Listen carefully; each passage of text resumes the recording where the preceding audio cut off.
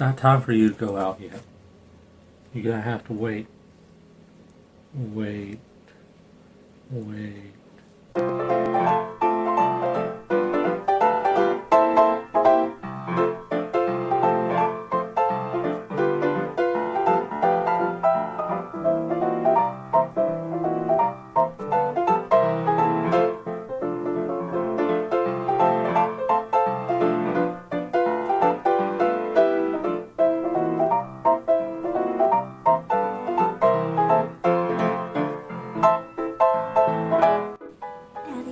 What? Burb story, please. Burb? Burb story. Please. I said please. Benjy and the Barking Burb. Bird Burb. by Margaret Bloy Graham. Is that Bloy? That's Bloy the man down. Benjy was a brown dog with long ears and a short tail. Wait a minute. We've been reading this, and I've been reading this the whole time as Benjy the barking bird. It's Benjy and the barking bird. And the Barking Bird. Did you say that? Yes. Whoa! So I didn't even realize that. Benjy I've just been cutting and out. I'm just like this bird. It's a modifier, Anywho, isn't it? it's a conjunction. Whatever. Conjunction, junction. What's your function? Okay, anyway. Benjy was a brown dog with long ears and a short tail. He loved everybody in his family, Mother, Father, Linda, and Jimmy. And they loved him. He was a happy dog until he heard the words, "Tomorrow, Aunt Sarah is coming for a visit, and she's bringing Tilly." Tilly was Aunt Sarah's parrot. When Tilly was there, Benjy's family always fussed over her and never paid any attention to him. Because it was a new animal. That made Benjy jealous.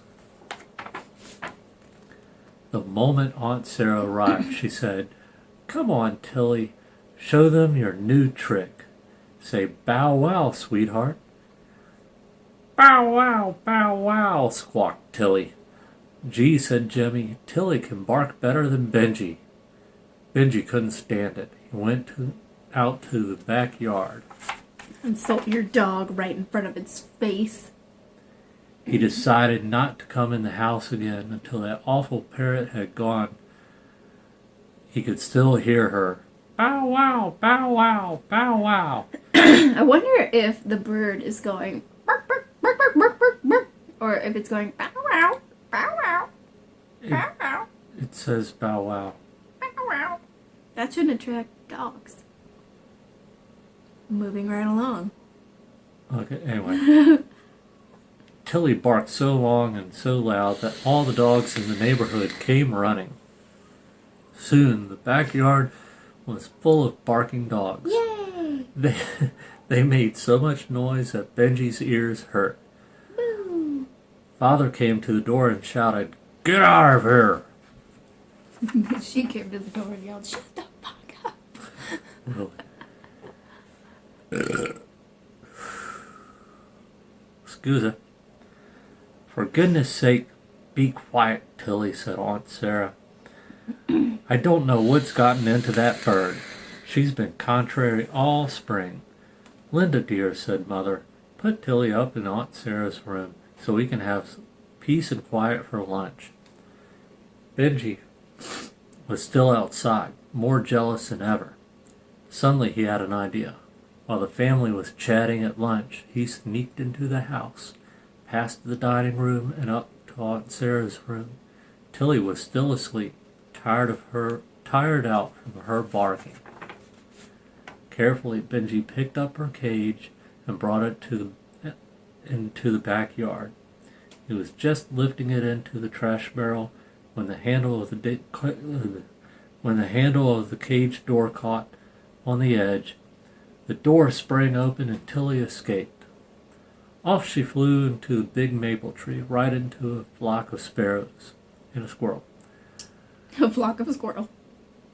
In a flash, Tilly and the sparrows flew away.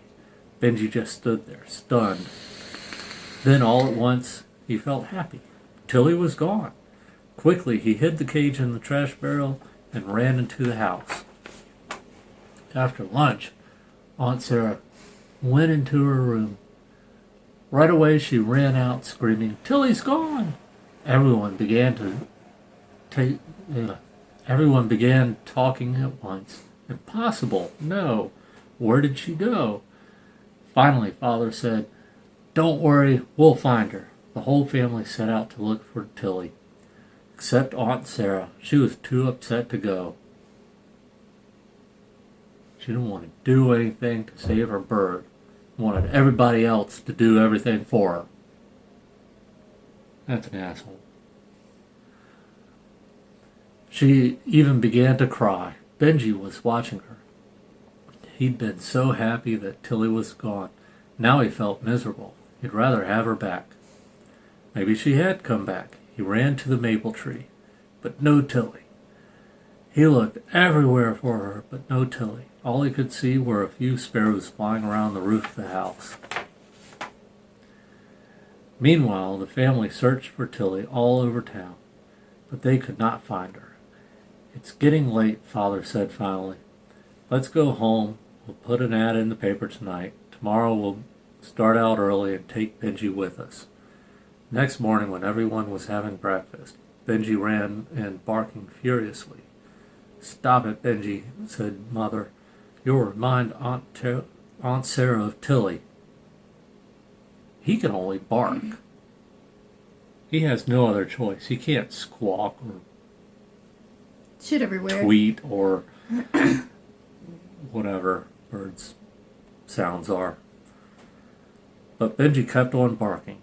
Then he ran up the stairs. "Go and see what he's up to, children," said Father. The children ran after Benjy. "Father, Mother," they called from the attic. "Come quick." Father and Mother and Aunt Sarah dashed up. There was Benjy barking at the window, and there was Tilly right outside. She was flying around with a twig in her beak. "Tilly," cried Aunt Sarah, "what are you doing?" "She's helping a sparrow build a nest," said Linda. "That's what birds do in the spring." There have been some weird-looking parrot sparrow babies. Interspecies breeding. She never did that before. Well, no shit, she was in a fucking cage, said I'm Aunt so Sarah. outraged. "Tilly, please come in." Aunt Sarah tried and tried to get Tilly to come inside. She tried with sunflower seeds, hard-boiled eggs. "Here, let me cook you some chicken periods." Why would that work? I don't know. I've never seen anyone feed hard-boiled eggs to a parrot. Or to any bird. Our birds like watermelon. Anyway, hard-boiled eggs, apples, and coaxing. But it was no use. Tilly did not pay any attention. She and the sparrow kept bringing more and more twigs and pieces of string. There was now a big nest under the eaves. "We'll have to ask the fire department to catch Tilly," said Father. In all the excitement, nobody noticed that Benjy had disappeared. Poor doggy. An hour later, the phone rang. It was Mr. Jones, the man from the pet store. "Your little dog is here," he said, "and he won't go home." "I'll send the children to get him," said Father. When Linda and Jimmy got to the pet store, there was Benjy staring up at a parrot. "I don't know why," said Mr. Jones, "but he keeps looking at Sparky. He seems to want that parrot." Look at these animals' names. The fish are unnamed here. Sparky, Eric the cat, Faux Paws. The miniature poodle. That should have been Paws, P-A-W, instead of Faux Paws, like that. But and then Billy Bud. It's kind of name your parents would give the dog. Probably. Billy! Here, Billy! Yeah, because it ends in E. "I bet I know why Benjy wants him," said Jimmy. "Me too," said Linda. "Please, Mr. Jones, let us take Sparky home."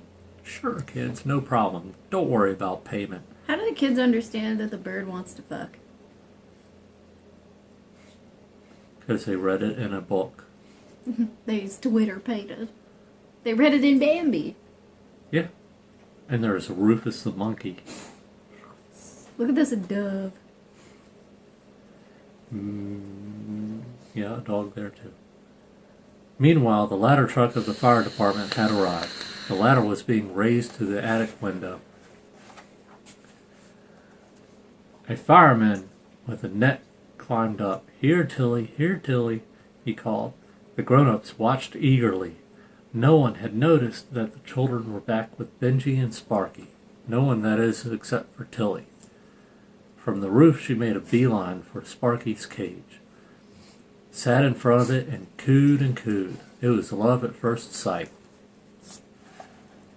Like the only other option you have. Linda opened the cage door. And then they both flew away. That would be funny. And Tilly flew straight in. Why, Tilly's been lonely, said Aunt Sarah. Yeah, you're a human. You can't provide all the bird's needs. I need that bird dick. Colloquial. Or something. Colloquial? So, I don't know. Cloaca? Cloaca. Yeah, that's it. The bend. Yeah. I never thought of that. How wonderful you children were to get her a friend. Friend. With benefits. That was Benjy's idea, said Jimmy. Then everyone began talking at once. How clever he is. A real bird dog. Almost human. Benjy stood there wagging his tail. Next spring, when Aunt Sarah came for a visit, she came alone. I left Tilly and Sparky with a bird sitter, she said. They're so happy together. Look what I brought you, she went on. And she pulled out a photograph. That's Tilly sitting on an egg. Show it to Benjy too, said Jimmy. Of course, said Aunt Sarah. Why, Benjy's the one that started it all. Little matchmaker Benjy. This time, Benjy really enjoyed Aunt Sarah's visit. She took him for a walk every day and always bought him a special snack at the butcher's. From then on, Benjy and Aunt Sarah's favorite dog, and Aunt Sarah was Benjy's favorite aunt. The end. Woohoo! Yay, end of another story. Yay. Say bye. Pro tip. Pro tip? If you ever, Prologue? If you ever lose a bird outside or in your house or anything, Epilogue. leave your cage open because birds really like their cages and they'll go back in there. It's because it's all they've ever known. It's the safe spot. It's safe space. It's their safe space. The words can't hurt them in there. Alright. This has been an episode of Drunk Divorced Dad. We'll catch you next time. Bye-bye.